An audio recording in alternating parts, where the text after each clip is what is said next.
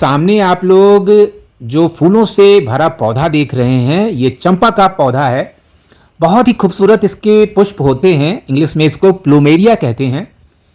दोस्तों, इसके संबंध में कई ऐसी बातें हैं जो बहुत कम लोगों को पता है। बहुत ही रहस्यात्मक ये पेड़ माना जाता है।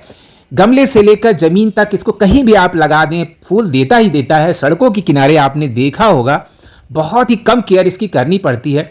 तो दोस्तों, इसके संबंध में एक बहुत ही खास बात मैं आपको बताऊंगा।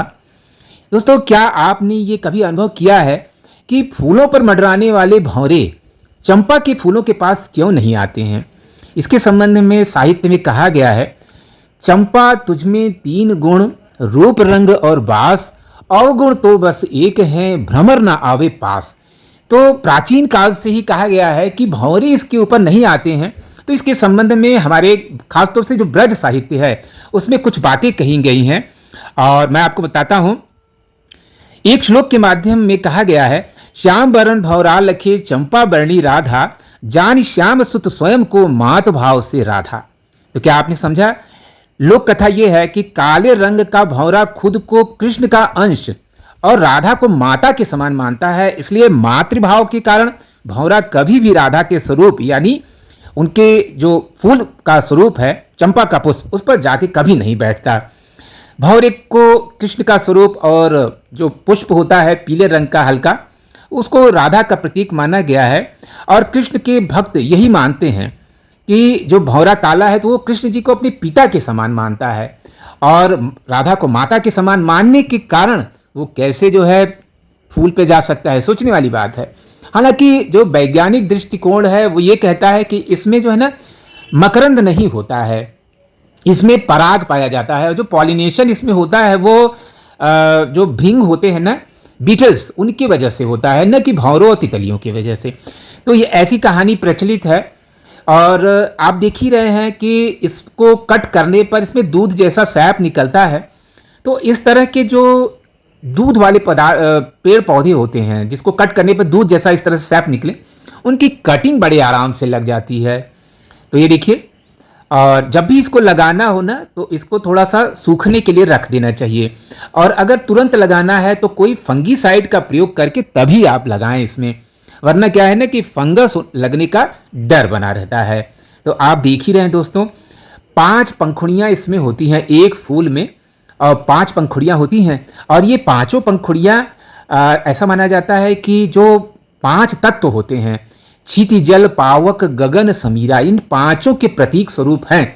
एक पुष्प में आप देखेंगे 5 जो है पत्तियां होती हैं इस तरह से।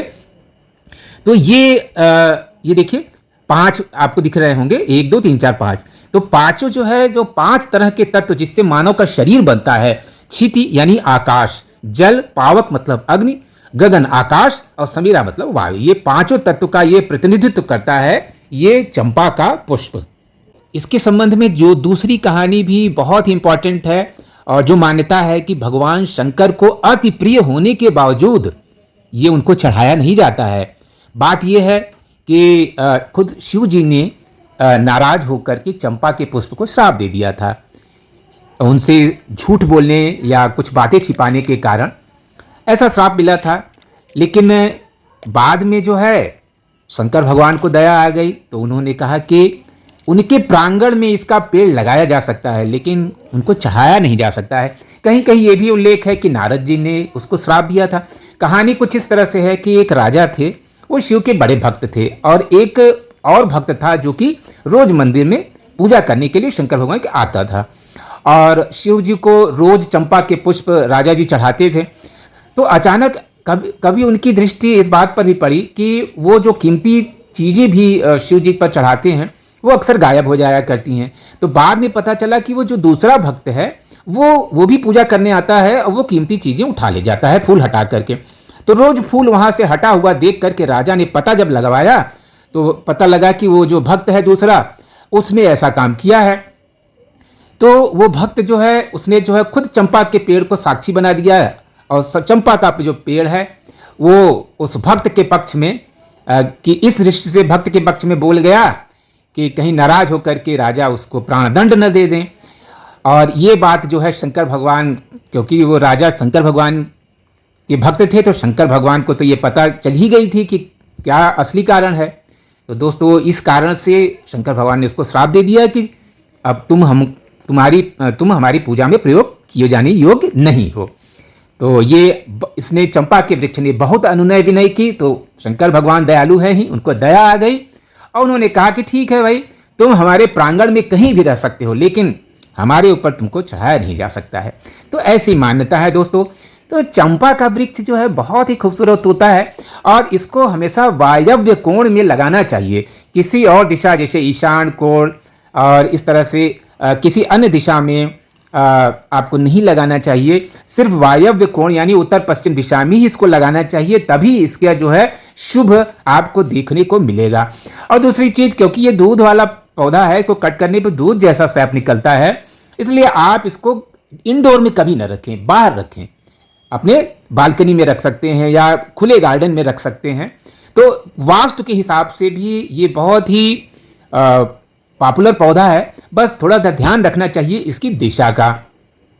दोस्तों ये जो पौधा होता है प्रदूषण निवारक भी है, पॉल्यूशन को खींच लेने वाला है।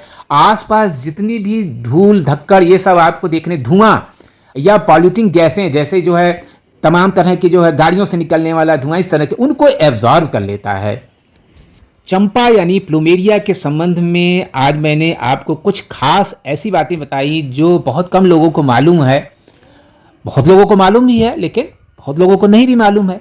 तो वीडियो आपको कैसा लगा, ये फूल आप ज़रूर लगाइए। तो अगर ये वीडियो आपको इन्फॉर्मेटिव लगा हो तो लाइक करें, कमेंट करें, ज़्यादा से ज़्यादा शेयर करें। और भगवान विष्णु को, माता लक्ष्मी को अत्यंत प्रिय है, उनको चढ़ाइए, बस भोलेनाथ को मत चढ़ाइए। तो दोस्तों मिलते हैं इसी तरह के और भी अच्छे अच्छे इन्फॉर्मेटिव वीडियोज़ के साथ। तब तक के लिए हैप्पी गार्डनिंग।